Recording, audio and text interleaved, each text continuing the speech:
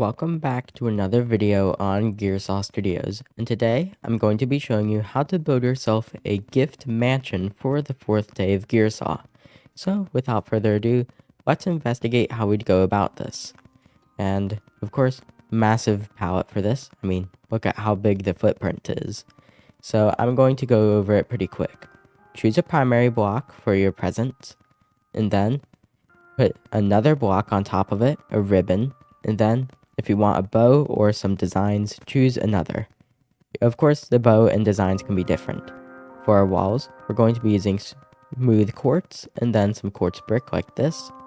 The flooring will be a combination of calcite, birch planks, and birch logs, which surprisingly I've never used before in a video. And then the rest of these blocks will be used intermittently according to how the signs say they are used. Also, this mansion includes a farm inside, which means you do need some polished diorite to cover up the water. Then, build yourself a couple of rectangles. 3 is a good way to start, since the rest of them will likely be small ones only used for getting inside. And then, divide it into a bunch of 3s like this. Of course, that's pretty simple, but when you add a bunch of them together like this, it can get quite difficult. But if you can do that, and make sure they all have reasonable entrances into each other, even making a little empty area in order to make that easier, then you have yourself the basic footprint.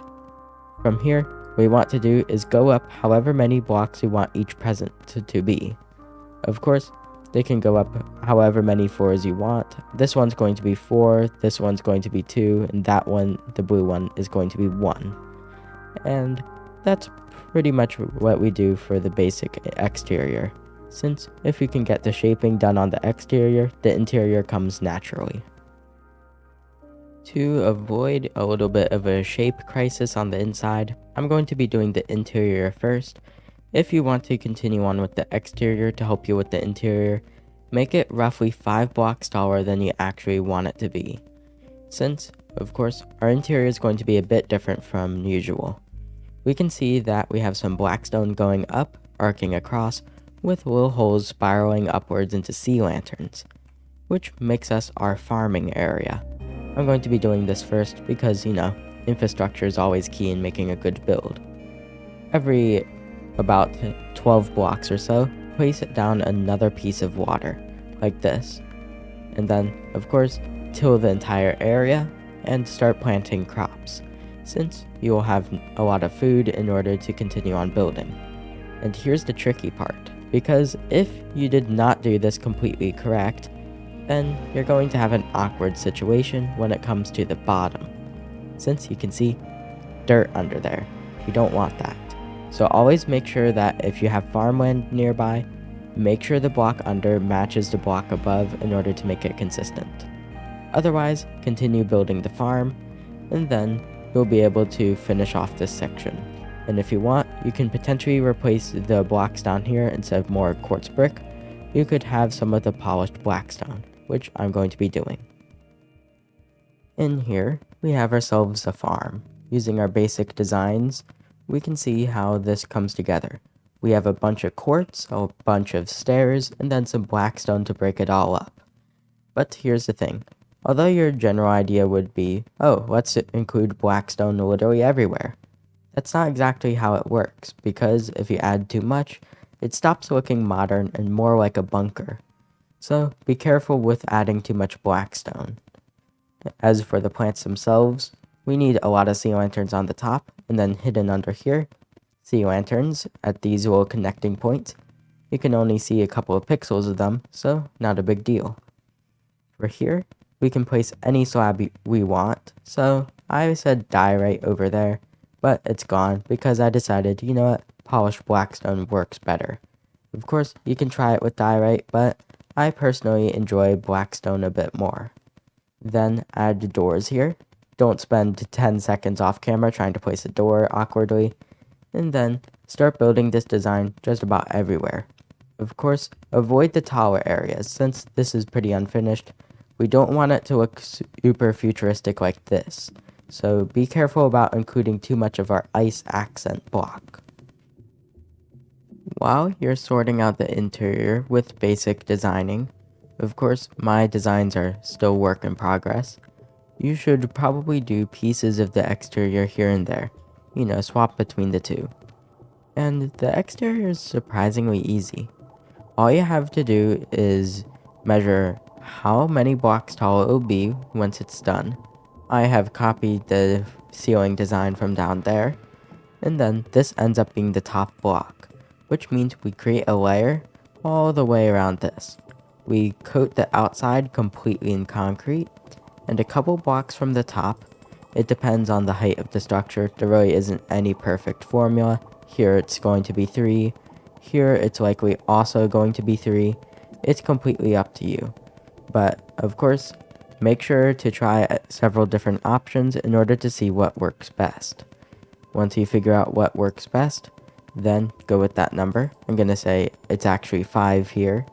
Then we go around the entire premises, and then we have to find the middle in order to add the ribbon. And this part can be a little annoying. I'm going to be doing the blue one since it's the smallest and easiest to measure. So we go here, and we count how many blocks it takes to get to the middle. Using this method right here, this is the middle right here. So, do you want it to be 3 blocks wide? If so, then what you want to do is wrap around this, and then go to the ground. And as you go over this bump here, and up here, what you want to do is round out the edges. Destroy a couple blocks here and there, or if you're really wanting to do something else, add blocks, and this adding blocks works best.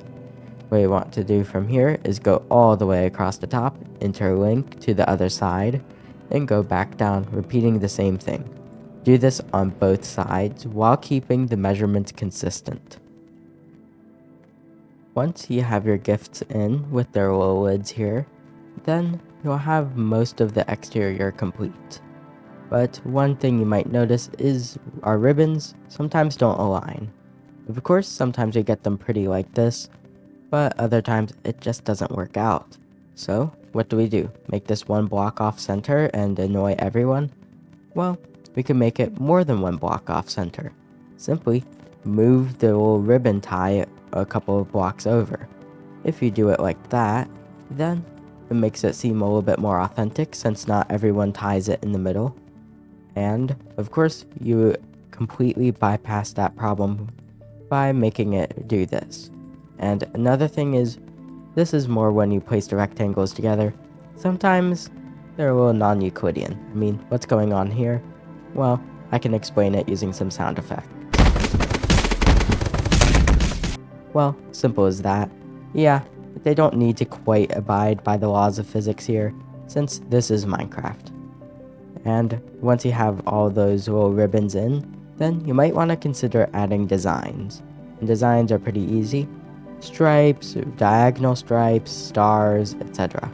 I'm going to be adding some white stripes to this green present here.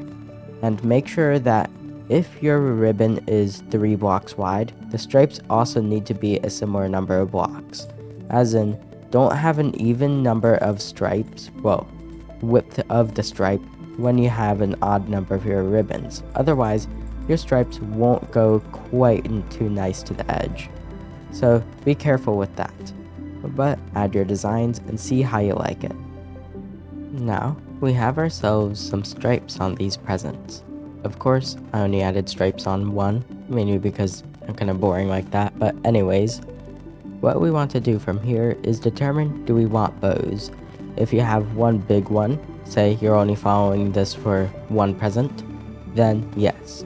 If you have 2, probably. If you have 3, maybe consider removing one from one present. Essentially, if you have a giant pile of presents, you should have more bows than you have not bows. But in order to do bows, of course, you have to follow either of these 2 designs. Of course, you can invent your own, but these are the 2 I recommend.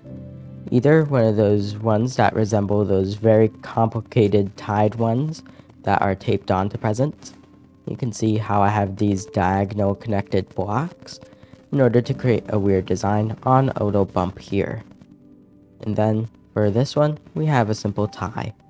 It's symmetrical, pretty easy to do. So it doesn't really matter which one's which. because both of them oftentimes work on presents of any size. But now we have to go and finish ourselves the interior. I have done almost everything here. For this middle ceiling part, you can either add more lighting or potentially something more unique like a globe design. Connect everything up, more dark oak doors, and then we'll be ready to do the proper interior. For the interior, you don't actually have to do terribly much. I've already got most of this industrial area right here inside the green present handled, and you can see we have deep slate tile flooring, some cracks in it, a big storage system. I recommend replacing the blocks behind this with whatever things you're sorting. If it's only an item such as bones, well, bones is a bad example, but string, then use an item frame. Once you replace all your mosaics, you can build yourself a little brewing area, a little bit of netherwort for good measure, an auto smelter. Of course, it's not completely done, but you get the idea. This connecting bit here will be trapdoors if you built them a little too far apart from each other. Notice the presents don't exactly touch perfectly from the inside, and these can be opened to reveal a deeper area if you want one. I'm not going to be covering that, but still. And then for each little platform we're going to have in the main room, we're going to have some birch logs if they're nice and cozy. And then on the bottoms, lights like this. Same thing as up there, except the sea lanterns are a block lower. And then fill them up with whatever you need. Crafting tables, trophy displays, etc. And for the ceiling, put whatever you want. I recommended a globe. I ended up putting my own logo. In the corners, we have little sea lanterns hidden away with clever use of stairs and utilizing the fact that this top is a little thick. Of course, this part doesn't work right here, but ignore that. And then you want to fill each individual area with a couple platforms. 3 platforms for this section here works good, at least 1 in here, and then you'll have yourself a completed gift mansion. Once you have yourself the smithy complete with your necessities and a little bit of decoration in the form of armor stands, lava, neither or both, and if you have more room, include more lava, we are now ready to see what you can do with the big red present. And it's certainly something to behold. I'd say it's one of my best works to date. And here's what it looks like. You can see all the platforms work together in order to make this almost maze-like structure, and it looks beautiful. We have our splashes of color here with our books, and not to mention good storage for enchanted books. And then we have ourselves the bubble elevators lined with glow lichen to prevent flooding. And if you go through right, you can hop to this platform, get between these 2 areas, and then walk around some more, go to the top, which is perfectly suited for multiplayer due to our presence of multiple beds, and some resupply chests in case you die, some nice music up here, which can be moved to the lower layer. And how do you get back down from here without no return elevator? Simple. What do you know? No fall damage because we have, well, I'm a one-man team. We have ourselves some powder snow with carpet on top. Although it might be a little tedious to get, still, fall on this, no fall damage. So it makes a fantastic choice for getting up and down, since the only limit is gravity. And now, from here, you have a completed gift mansion. Make sure to clean up any little mistakes here and there, such as, some slabs might be upside down, stairs might be upside down, and I will say, make sure to check all of your roofs. I've missed a bunch of stairs in prior clips due to this. And then, once you're absolutely sure, you have a completed gift mansion. And what do you know? It looks fantastic. And if we go far away, what do you know? It's very visible due to the bright colors, so you won't be losing your base. If you're having trouble with entrances, feel free to hide some behind the little ribbons here. I included an extra one over here for good measure. And then, take a shot at it. Even if you don't plan on building a house inside of it, still, it's a nice little festive way to spice up your snow biome, and what do you know? It works. And with that, it's the end of today's video. If you enjoyed this video, remember, please like and subscribe. It really helps me out. Either way, enjoy the rest of your day. And stay tuned. If you're watching this the day of release, you'll see another video in 2 days. Because, of course, this is part of the 12 days of Gearsaw, where every 2 days, formerly daily, I upload a new video. So, enjoy those while they last. Either way, enjoy the rest of your day. Gearsaw out.